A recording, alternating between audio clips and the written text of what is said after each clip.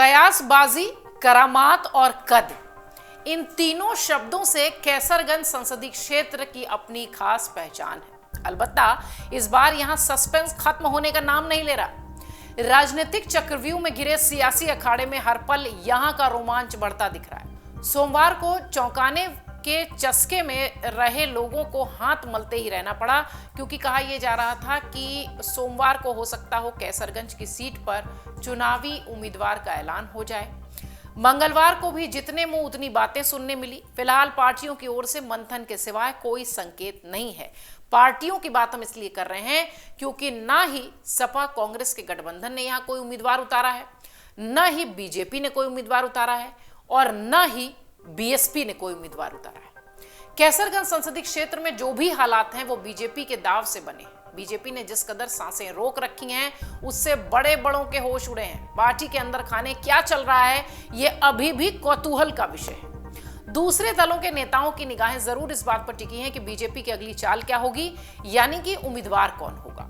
सपा को तो पुराने दाव की उम्मीद है। यही कारण है कि उसने रण में मोर्चेबंदी तक शुरू कर दी है। यह अलग बात है कि दल से जुड़े 3 स्थानीय नेताओं और एक बाहरी संभावित दावेदार ने नामांकन पत्र खरीद लिया है। अलबत्ता नामांकन में सभी के कदम डगमगा रहे हैं। कैसरगंज से बीएसपी के एक नेता ने भी नामांकन पत्र लेकर चौंकाने की कोशिश की है, जिसके कई मतलब हैं, कई मायने हैं। जबकि बीजेपी की ओर से सभी की निगाहें दिल्ली की सूची और हाईकमान से मिलने वाले सिर्फ और सिर्फ निर्देश पर टिकी है।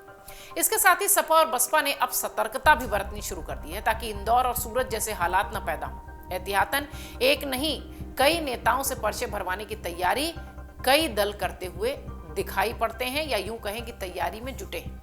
चुनावी अभियान को धार देने के लिए मंगलवार से दिग्गज के दाम मदाब के ऐलान का असर नहीं दिखा। शोर थमा रहा, जबकि सियासी रण में सेना इंतजार कर रही थी। माना यह जा रहा था कि कुछ ऐसा होगा जिससे अचानक से सन्नाटा छा जाएगा। कैसरगंज संसदीय क्षेत्र वैसे भी किसी अन्य दावेदार की कोई दौड़ को नहीं देख रहा है, या यूं कहें कि इस सीट पर कोई अन्य दावेदार दौड़ में नहीं नजर आते।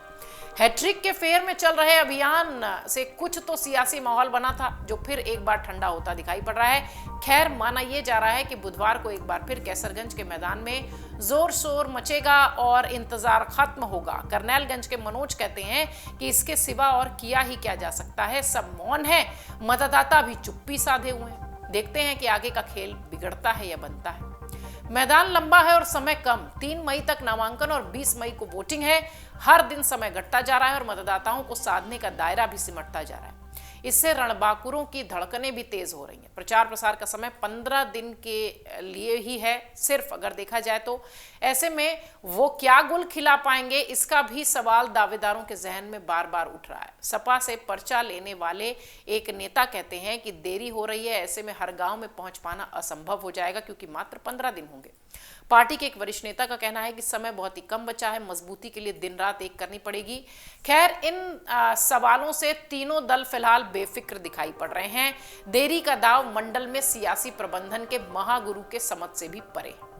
रणनीति का दाव भी एक समय तक ही ठीक लगा है। अब जो देरी हो रही है उसमें कई तरह की गलतफहमियां हैं। कद भी जो है वो भी पार्टी का प्रभावित हो रहा है, पार्टी के नेताओं का प्रभावित हो रहा है। फिलहाल किसके मन की बात क्या है कोई सुनने तैयार नहीं है। जैसे गीत एक बार याद आने लगे हैं, वही गीत अगर बार बार कहा जाए तो वो आपकी जुबान पर चढ़ जाता है। कुछ ऐसा ही चल रहा है कि अब सियासी गलियारों में सिर्फ एक ही गाना गूंज रहा है, कैसरगंज से कौन।